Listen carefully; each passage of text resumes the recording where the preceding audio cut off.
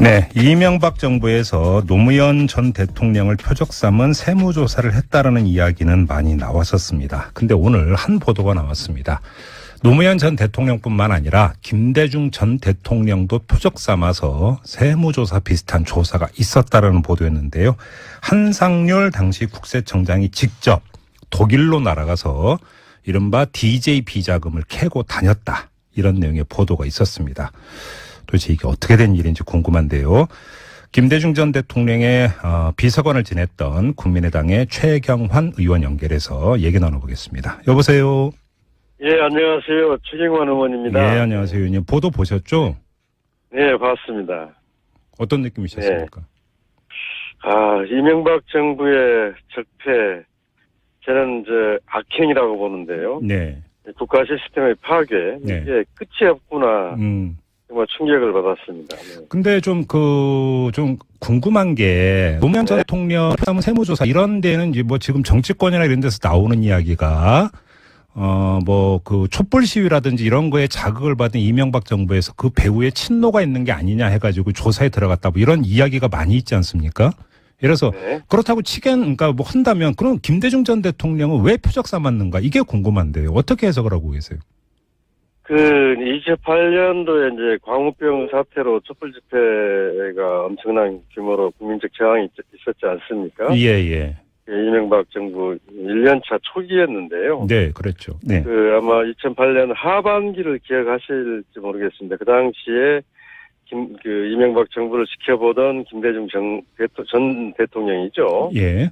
그때 이른바 3대 위기를 들고 나와요. 김대통령. 예, 맞습니다. 네네네. 그 당시 이제 우리 민주주의 위기가 왔다.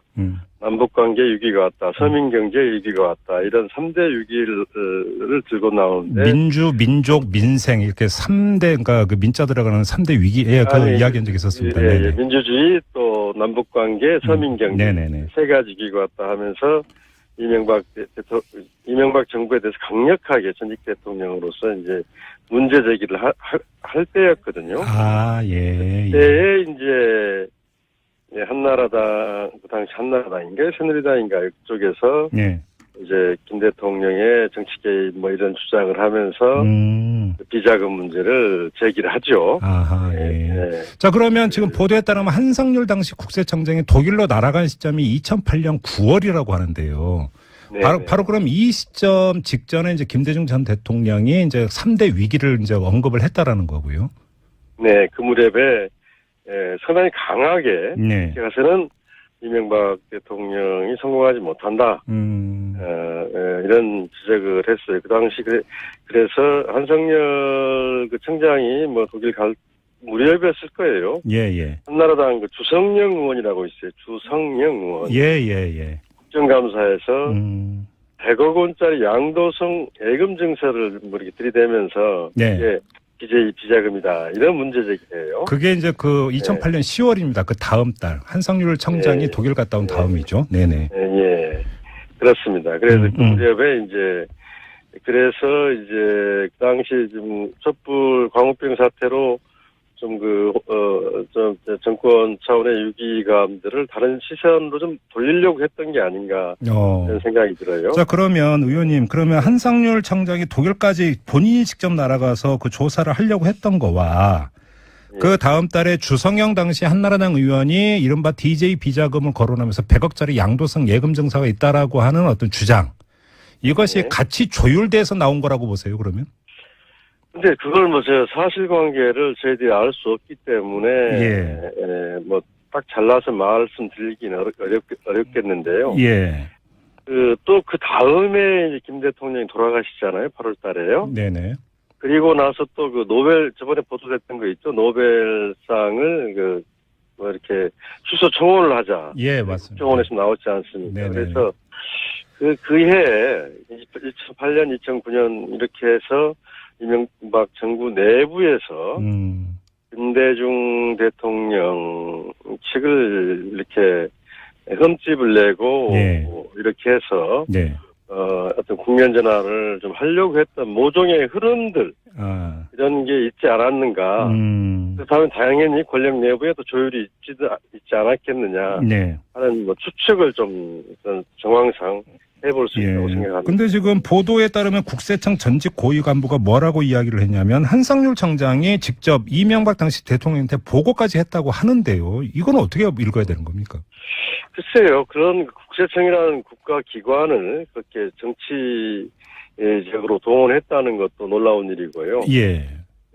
만약 이명박 대통령이 보고하고 독일에 갔다 오고 하는 이런 과정들을 직접 동교동 전직 대통령 김대중 대통령을 이렇게 공세로 몰아갔다는 것은 참으로 놀라운 일이죠. 예. 그래요. 예. 근데 아무튼 이 발단이 된 게 이 리히텐슈타인을 비롯한 그 조세 회피 지역에 이른바 DJ 비자금이 숨겨져 있다라는 소문이 돌았고 한상률 청장이 독일까지 날아가서 캘려고 했던 게 바로 이 소문에 그러니까 기초해서 이제 캘려고 했다라는 건데요.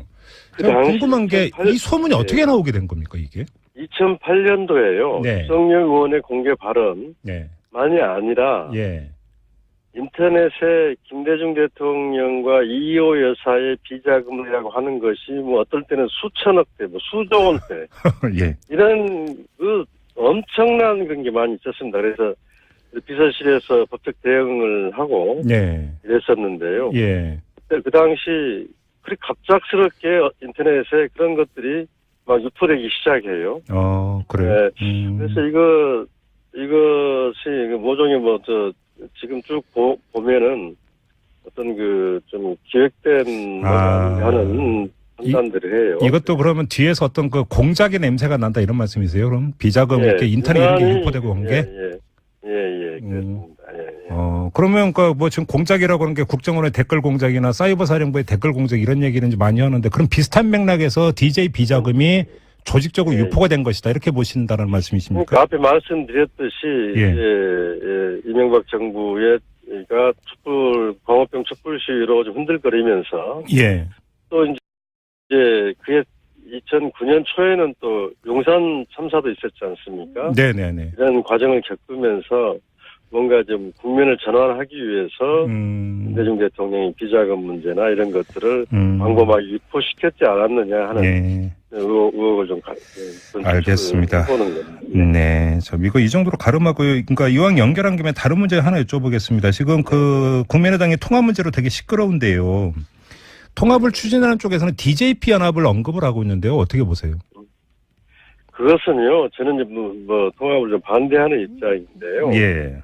DJP 연합은 통합이 아니고 연합입니다. 네. 당과 당이 통합을 하는 건 합당을 한 건 아니었잖아요. 연정이었죠. 한마디로 연정이었죠. 연합정부를 구성하는 거였는데요. 예.